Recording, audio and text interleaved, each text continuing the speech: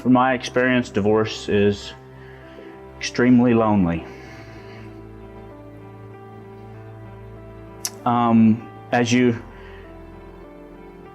go about marriage, you start accumulating things, possessions, but mainly you start accumulating friends, acquaintances. It's much easier to split up possessions than it is to split up friends. Because what normally happens when you start going through divorce, you have all your friends around you that are torn. They don't know whose side to be on. And in that situation, it's almost impossible for them to completely stay neutral. So instead, they avoid you. And you might expect that out of maybe non-Christian acquaintances and friends that you know, but the sad thing is that it happens in the church too. That first off, since divorce, you shouldn't be getting divorced anyway. You're kind of shunned for that. And then you have the thing thrown in that they're both of your friends and they don't know who to side with. So divorce is extremely lonely because you're not only losing this person that you have loved more than anybody you've ever loved in your life, that you've respected more than anybody in your life. Not only is that person telling you they don't want to be around you anymore and that you don't make them happy anymore and that someone else does make them happy and they want to be around other people. Not only are you losing that person, but you lose just about everybody else that you've been friends with for the last however many years. And the sad thing is you think that you could readily turn around and find people willing to help you through this. And there are people that you work with will certainly give you advice. It won't be the advice you need. Their advice will be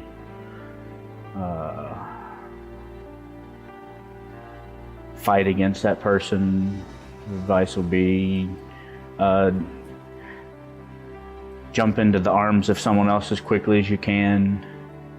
But the people that have the best advice and the people that should show you the most love are usually more willing to avoid you than to help you. And what a person needs, especially a Christian needs, when they're going through a divorce or separation, are plenty of Christian friends. And not just to jump in and start beating you up with what you should and shouldn't do, but to follow the Scripture and to show the love of Christ. Because there's a certain time when you're going through that what you need most is someone to just put their hand on your shoulder, or someone to have the concern enough to shed a tear with you while you're weeping and going through pain and grief. I was married for just a couple months short of 20 years. 3 kids. At the time of the final separation, they were all in high school. A freshman, a sophomore, and a senior in high school. We both grew up in church. We met at Cedarville.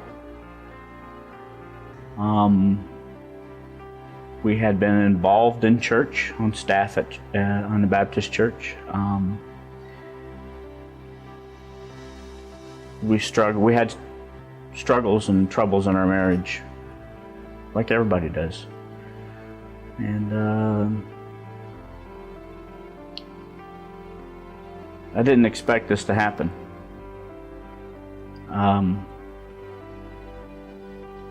We were going to grow old together. That was both of our intentions. We had talked about that many times, about growing old together. Which is another thing that you lose, your lifelong plans and dreams.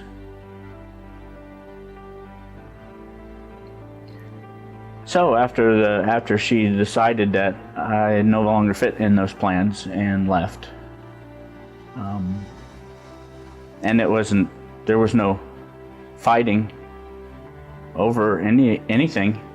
In fact, everything about the split up, there was no, you take this, I take this, you get the kids, I get the house. There was no arguing over any possession. And in fact, it didn't become a long legal battle. It cost $187 for us to finalize it. We actually sat at the same table in the courtroom. It wasn't my idea. I didn't want to, even right as we were walking in, I even said to her, it's not too late. I don't want this. I'm willing to work it out and stay together, no matter how bad the situation was and the things that happened, and there was plenty.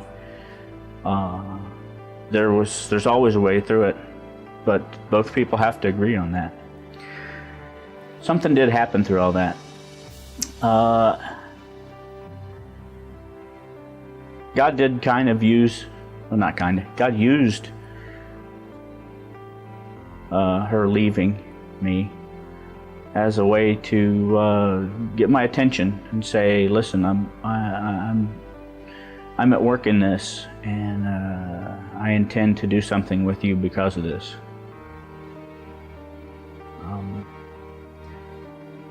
I did, at that time, cast my focus back on God and just try to just stay open to what He was trying to do in my life.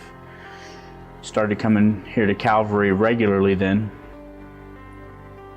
But it was not easy. I was come and sit in the balcony, listen to the sermon, leave as soon as it was over. To be honest, the church people were willing to ignore me for quite a while. And it was very discouraging. I was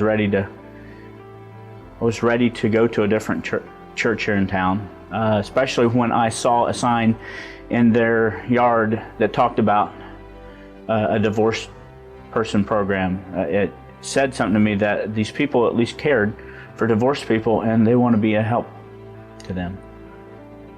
I don't know if I was days or week or whatever away from leaving and going to the other church. When I walked into Sunday school, I decided, I hadn't been going to Sunday school. I decided to go to Sunday school and found out what class I might like and walked into the class, and it's like, where do I sit? I'm all by myself, and I'm already self-conscious about that. And I walk in and everybody's just looking at you. Until one guy said, why don't you sit over here next to me? Well, come to find out, this guy had went through about the same thing I'd went through.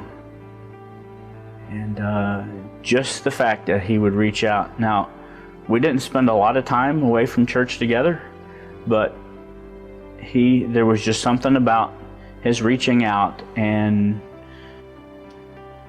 his conversation that was full of the love of Christ. And I felt like one person cared.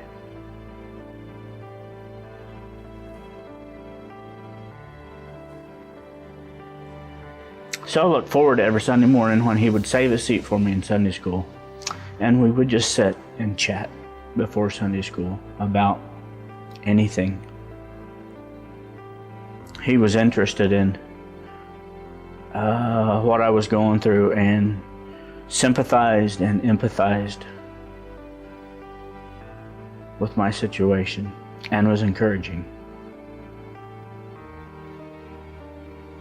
He'd been through it. He understood. And God was using him.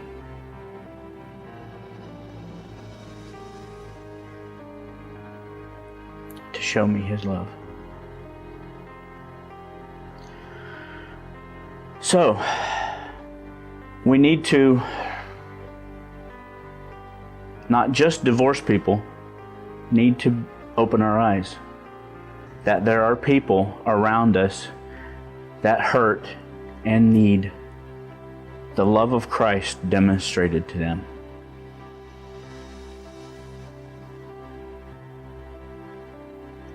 There are people that are on the verge of suicide, people that are going through divorce. There are people that are depressed. There are people that are not generally liked by other people that they're around every day that need friends. They need someone to notice and care. And in doing that, we are the hands and the feet of Jesus. Often people think when they're going through divorce that, I'll do this and I'll do that and I'll have all these careful plans so that, it won't affect the kids. But to think that it hasn't affected them is incredibly naive. It will affect them the rest of their lives. And the little small decisions they make, it will jade and color everything they do from this point on. It will affect how they choose a mate. It will affect the choices that they consider now that they might not have considered before.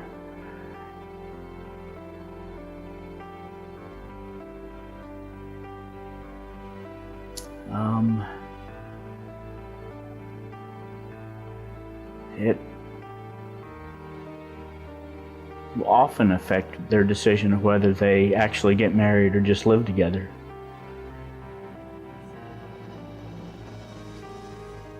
A lot of children of divorce are reluctant to get married when they should be getting married. They saw that the pain and the hurt that came through the separation. They went through it, they felt it, and they're going to want to try to avoid it.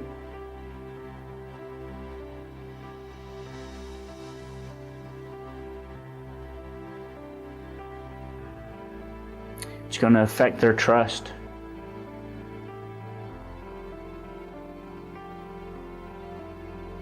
It'll affect their trust of their parents. It'll affect their trust of those people that are in authority over them. It will even affect their trust of God.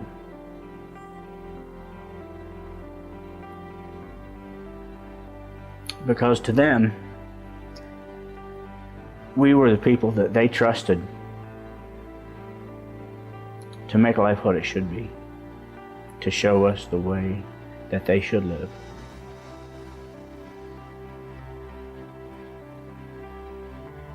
We've let them down. And that doesn't smooth over. It's not like a mistake you make icing a cake where you can just put some more icing on it and it all gets better. It's more like cracked marble. You can patch it up, but it always shows.